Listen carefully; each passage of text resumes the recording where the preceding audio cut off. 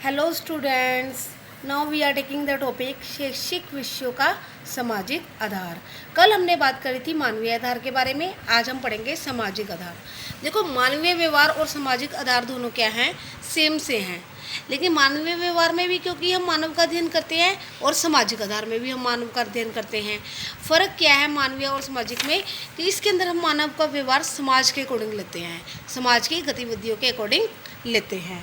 तो इसने कहा है कि जो समाज होता है वो कहते हैं कि जो हमारा जो समाज है वो कहते हैं कि उसके अंदर हम कई प्रकार के अध्ययन विषय ले सकते हैं। अगर हम इसको परिभाषित कर लें तो इसको परिभाषित करना कठिन है, लेकिन इसको कहा है कि ये है एक चिंतन का विषय भी है। इसने कहा एक समाज शास्त्री कौन होता है, एक ऐसा व्यक्ति होता है जो समाज के तथ्यों का निश्चित ढंग से अध्ययन कर रहा होता है। यानी कोई व्यक्ति जो समाज की हर कंसेप्ट को ले रहा है एक सीक्वेंस वाइज, तो वो कौन होता है, समाज शास्त्री।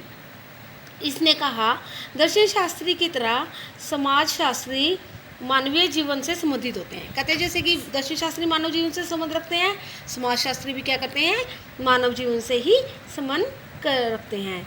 लेकिन इनके लिए समाज के संबंधों का अधिक ध्यान होता है। लेकिन ये किस चीज़ पे ध्यान देंगे कि समाज के साथ कैसा संबंध है।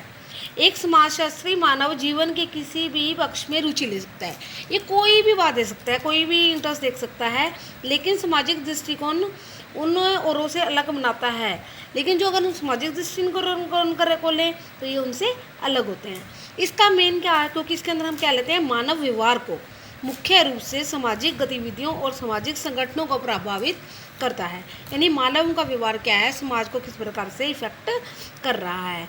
किसी भी मानव व्यवहार या सामाजिक समूह के व्यवहार का विश्लेषण इस विषय दृष्टि से किया जा सकता है।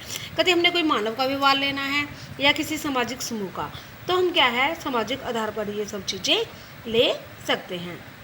तो इसके अंदर हम वो चीज़ें देखते हैं कि शैक्षणिक विषयों के अंदर कौन सी चीज़ें ज़रूरी हैं और कौन सी ऐसी चीज़ें ज़रूरी हैं जो व्यावसायिक तौर पर ज़रूरी हैं। इसमें है, एक व्यवसायी वह व्यक्ति होता है जो अशिक्षित व्यक्ति की अपेक्षा अधिक कौशल के आधार पर एक निश्चित गतिविधि कर सकता है। इसने कहा है कि जो व्यवसायी कौन सा व्यक्तित्व हुआ, जो इसने कहा है कि मान लो कोई एजुकेटेड है कोई अनएजुकेटेड है।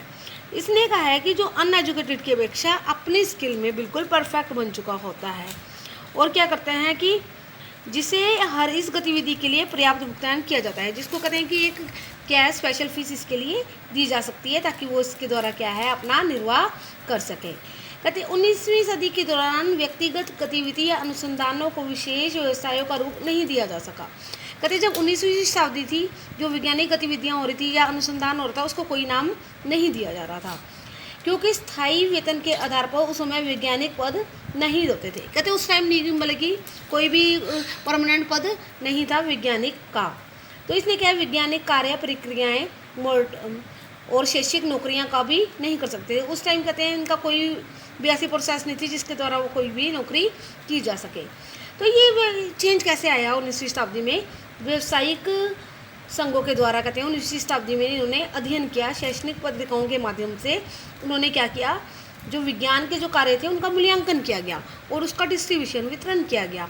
उसके आधार पर इनको क्या है, बहुत सी ख्याति और इनको क्या है, रिसर्च के द्वारा क्या है, नई प्रणाली इनकी विकसित हो गई। तो इसने कहा जो शैक्षणिक विषय थे विज्ञान के, उसमें क्या है, श्रम विभाजन को एक विशेष रूप समझा जाता था।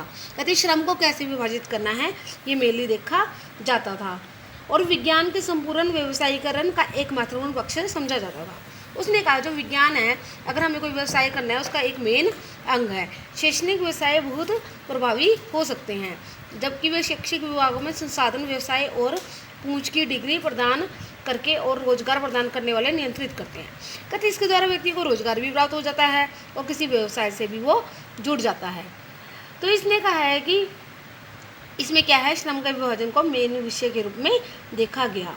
कहते जब 1980 का दशक शुरू हुआ तो जो समाज शास्त्री थे वे आधुनिक समाज में व्यावसायिक पहचान और विशेषताओं को कमी को देखा। जो समाज शास्त्री ने क्या देखा, सारी कमी को इसमें देख लिया।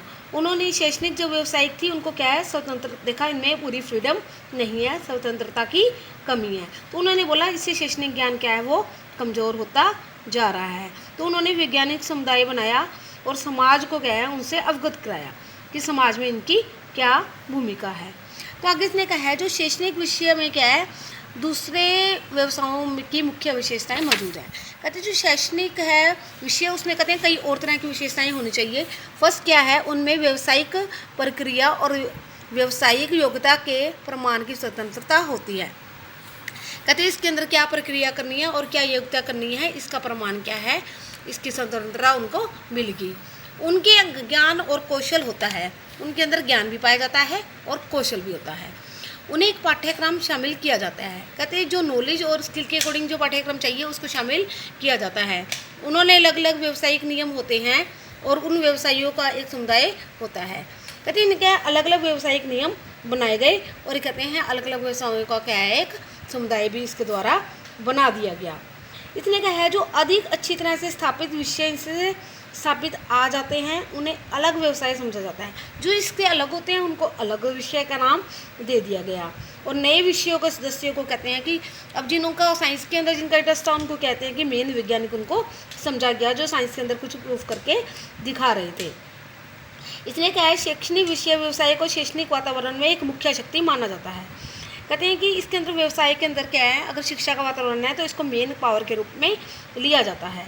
जैसे समाज के दूसरे क्षेत्रों में विकास होता है वैसे ही व्यावसायिक शक्ति का भी धीरे धीरे कहते हैं कि विकास होना स्टार्ट हो गया। तो इसने कहा है कि जो हमारा समाज है वो मांग करता है कि व्यवसाय किस प्रकार सा हो। तो जो हमारे जो प्रोफेसर थे वो सामाजिक कहते हैं सम्मान में उनकी क्या है कई बार कमी आ गई, तो उनके वेतन में भी कमी आ गई। तो इन्होंने क्या सोचा कि उनको प्रतिष्ठा को किस प्रकार से बढ़ाया जा सके, किस प्रकार से कहते हैं कि लोगों के अंदर अवेयरनेस ला सके। तो ये जो है शैक्षणिक विषयों का क्या है सामाजिक आधार है।